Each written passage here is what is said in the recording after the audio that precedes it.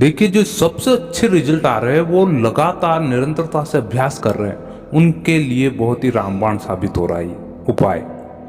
अब देखिए कि जो भक्तगण निरंतरता से कर रहा है तो वो तो लाभ उठा ही रहा है। अब देखिए कि जो ब्रह्म मुहूर्त में उठकर ये 3 शब्दों का प्रयोग करते रहना आपको, तो इससे आपको बहुत ही अच्छा रिजल्ट मिलने वाला है और निरंतरता से इसका अभ्यास करना पड़ेगा।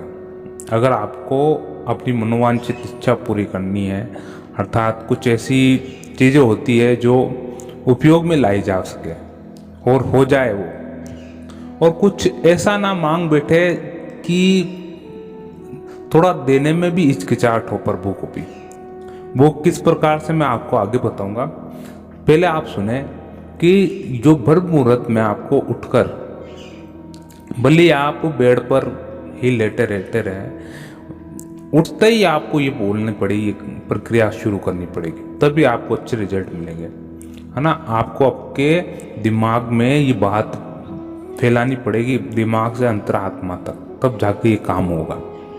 अब देखिए करना क्या है। सबसे अच्छे जो रिजल्ट आते हैं, आप मान के चलिए किसी में भी आपकी अटूट श्रद्धा हो, राम में हो, कृष्ण में हो, शिव में हो, श्री हरि में हो, किसी में भी, मगर निरंतरता से अभ्यास और अटूट विश्वास जिसको मिलेगा ही मिलेगा, 101% मिलेगा।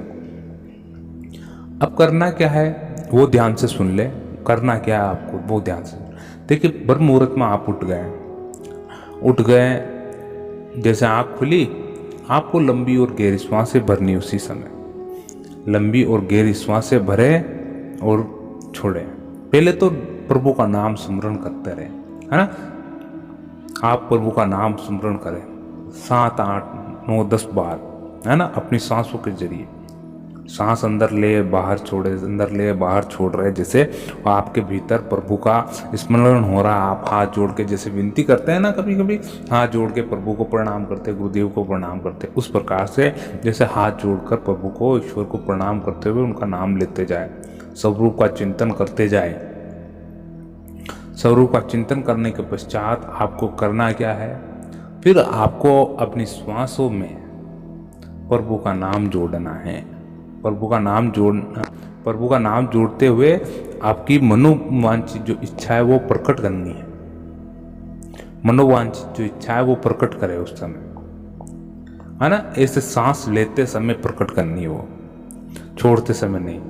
वापस दूसरी बार जब सांस ले तब वापस उसको प्रकट करे, तीसरी बार वापस प्रकट करनी, 3 बार ऐसे।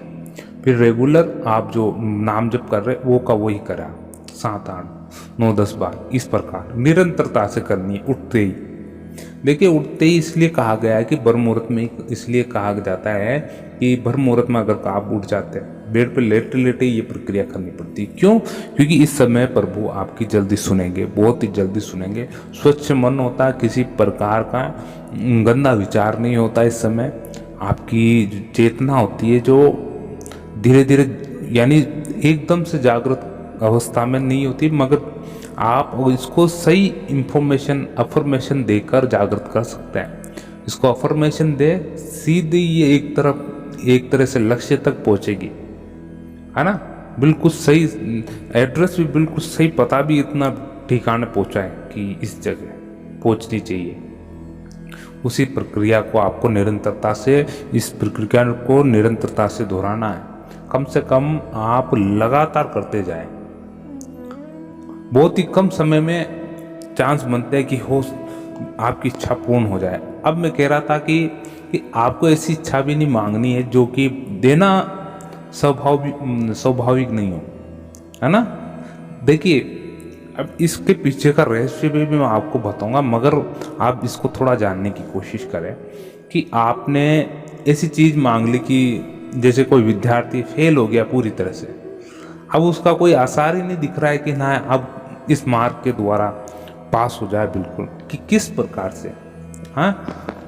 आपको स्वयं, आप जिसमें मान के चलिए आपको 50 नंबर चाहिए और आपके आ रहे 10, 11 नंबर, वहाँ पर उम्मीद हो तो कुछ हो ना। अब आप उम्मीद क्या करते, कुछ ऐसा चमत्कार हो जाए कि मेरे 11 से आपके 30-40 नंबर एकदम बढ़ जाए और आप पास हो जाए। इस प्रकार से नहीं होते। कभी भी प्रभु से मांगे तो एकदम ऐसा नहीं कि मैं पहाड़ का पहाड़ काट दूंगा, इस प्रकार से ऐसी चीज़ें मांगे ताकि देने में भी हिचकिचाहट ना हो प्रभु को। ये ले जा, तुझको चाहिए जितना ले जा, विनम्रता से मांगे। और प्लस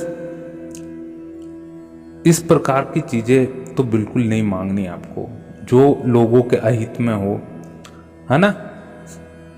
अधिकांशतः ऐसी चीज़ों को उपयोग में ले, ग्रहण करे ऐसी चीज़ों को जो कि समाज हित में हो, परिवार के कल्याण में हो, सभी के कल्याण में। अधिकांशतः प्रभु ऐसी इच्छाओं को पूर्ण करते हैं जो आपकी उन्नति के लिए, प्लस आपके आसपास में जो भी आपके समाज में रह रहा उसकी उन्नति के लिए हो। जैसे कि कोई सेवा हितार्थ कोई चीज मांगता, वस्तु मांगता प्रभु से, जैसे कोई समाज कल्याण समाज कल्याण कर रहा है और कुछ वस्तु का जरूरत पड़ जाती किसी को, कि नहीं इतने पैसों की आवश्यकता हो रही मगर प्रबंध नहीं हो रहा है, क्या करें। आओ वो प्रभु से निवेदन करें। इस प्रकार से निवेदन करने के पश्चात इसी विधि से देखिए प्रबंध ऐसा होगा आपको पता ही नहीं चलेगा। फिर आप सोचेंगे नहीं हुआ तो है। 101% होगा ऐसी चीज़ों में। जहाँ पर आप दुविधा में हैं, जहाँ पर आप असमर्थ हो जाते हैं निकलने में, वहाँ पर प्रभु आ जाते हैं। प्रभु का रोल होता, आपका रोल नहीं होता। आप भले कितने हथकंडे अपना ले कोई भी प्रक्रिया करने के लिए, कितनी आप अप्रोच क्यों ना लगा ले, एमएलए से मिले, विधायक से मिले, किसी भी प्रकार से, आपका बिल्कुल कल्याण नहीं होगा। लेकिन जब आपने अप्रोच की प्रभु से, परमपिता परमेश्वर से, तब आपका कल्याण जरूर आवश्यक है, यानी अनिवार्य हो जाता, जब तो आपका कल्याण होगा ही होगा। अभी ब्रह्म मुहूर्त में आपको जागते ही बेड पर इस प्रकार से 3 मांग के बोले, आपकी इच्छा पूरी करे जो भी है। लेकिन वे चीज अब देखिए काम में कैसे आती है, ये भी मैं आपको बता देता हूँ, ये कार्य कैसे करती है। देखिए वैज्ञानिक रीजन भी है और आध्यात्मिक रीजन भी है, दोनों है, मगर बिल्कुल सही है रीजन, जो भी है रीजन। अब मैं आपको पहले वैज्ञानिक रीजन बताता हूँ। वैज्ञानिक तौर पे आप अगर ऐसे कह ले कि नहीं, अगर आप जो भी सुबह सुबह, जैसे कि बच्चे का उदाहरण लेते हैं, अगर सुबह सुबह कोई पढ़ता है तो याद हो जाता है उसको, है ना, वो दिमाग से निकलती नहीं। तो ये का यही रीजन है कि सुबह सुबह अगर आप कोई अपने अवचेतन मन में इंफॉर्मेशन डाल देते हैं तो वो एक तरह से क्या डिफ़ॉल्ट हो जाती है। डिफ़ॉल्ट का मतलब ये हो गया, वो हमेशा के लिए आपकी फाइल सेव हो गई आपके सीपीयू के अंदर। सीपीयू क्या हो गया, मस्तिष्क, वे सेव हो गए। अब वे आपको रह के बार बार आपको याद दिलाती रहेगी। क्या आपकी इच्छा है, आपको रह के याद दिला कि ये कार्य करना है, कि ये कार्य करना, प्रभु को समर्पित किया हुआ ये कार्य करना।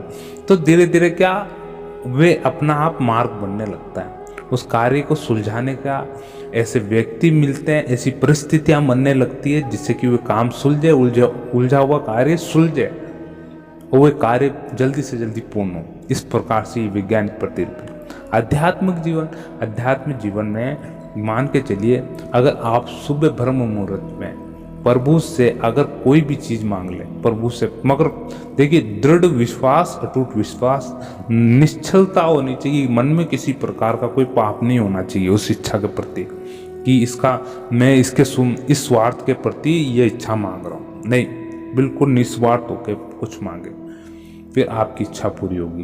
प्रभु कर देते हैं ऐसी, मगर थोड़ा धैर्य रखना पड़ता है। आप देखते मुझको थोड़ा तुरंत मिल जाए कि आज मांगा और कल तुरंत कार्य हो जाए।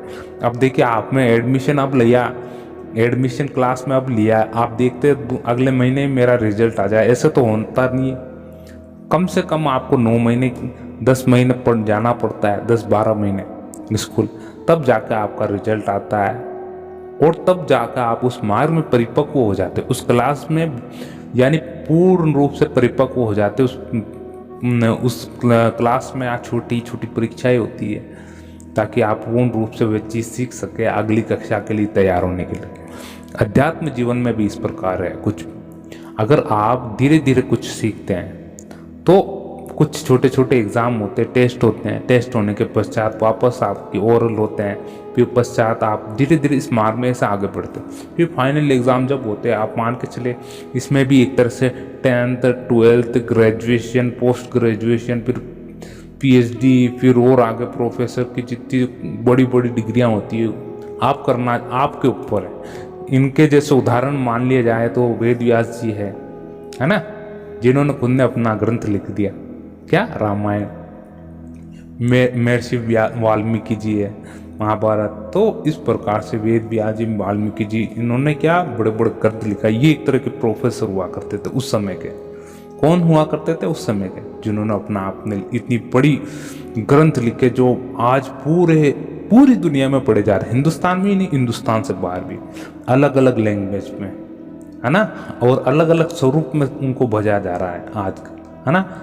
तो सोचिए वे उस समय के कितने बड़े प्रोफेसर हुआ करते थे। तो वैसी डिग्री पानी है तो वैसी आपको तपस्या करनी पड़ेगी। आपको ये वीडियो कैसा लगा जरूर हमें बताएं। जब तक के लिए जय सिया राम, ओम नमो वासुदेवाय।